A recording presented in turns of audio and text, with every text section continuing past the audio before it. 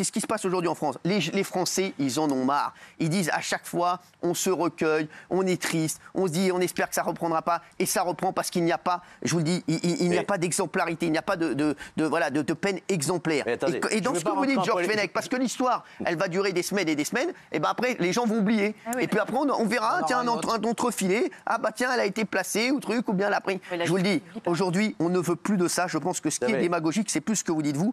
Et aujourd'hui, ce que vous dites, pour moi, je vous le dis, c'est plus audible pour les Français. On n'en peut plus. On n'en peut plus d'entendre ça. Je voudrais vous répondre, mais c'est une France dépassée. Sans esprit polémique, vous l'aurez bien compris. Bien sûr. Le procès permet de toucher à la vérité. Un procès, ça permet de comprendre ce qui s'est passé. Pour les parents. Mais les parents ont besoin de savoir. Regardez le procès des attentats du Bataclan, ça a duré 9 mois. On a besoin de comprendre. Mais ils ont besoin si de savoir. Si vous jugez dans 24 heures, vous ne comprenez pas ce qui s'est passé. Mais écoutez, l'instruction, c'est fait pour ça. Je suis pas d'accord. La justice, elle est faite pour la manifestation de la vérité. Ou alors on supprime l'institution judiciaire. Pas du tout. Je suis pas d'accord avec vous. Je suis d'accord. Il peut y avoir un procès pour la peine, immédiat.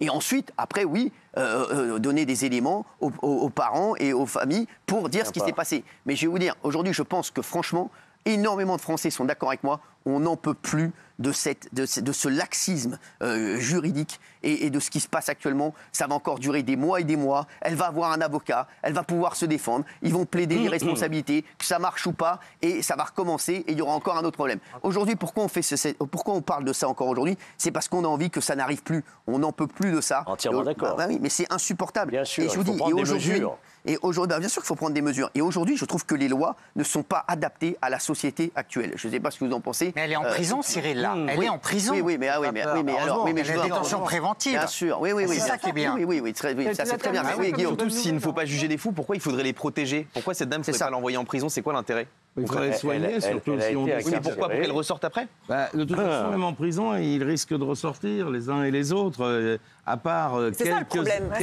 cas où on a la réclusion criminelle à perpétuité perpétuelle. Fourniret en avait bénéficié, si je puis me permettre, mais ils sont extrêmement rares, ces cas en France. Donc, moi, je voudrais vous dire une chose. Allez-y, Jean. Dites-moi. Je vais peut-être un peu m'avancer, mais j'ai lu ici ou là des choses qui m'ont interpellé. Je rappelle que je me suis beaucoup occupé des sectes pendant ma carrière professionnelle. Qu'est-ce que je constate dans cette affaire? Vous savez ce que ça me rappelle? Ça me rappelle l'affaire des enfants, des Zouris. Vous connaissez? Les enfants qui sont appelés au Maroc ou en Algérie des Zouris, c'est-à-dire qui sont considérés comme ayant des pouvoirs. Généralement, ce sont des blonds aux yeux bleus qui ont des caractéristiques morphologiques.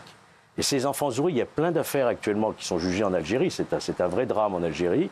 Ils sont kidnappés, ils sont sacrifiés, on boit leur sang, et il y a des rites sataniques. Et sur cette pauvre fillette, il y avait le chiffre 1 sur la plante de son pied gauche et le chiffre 0.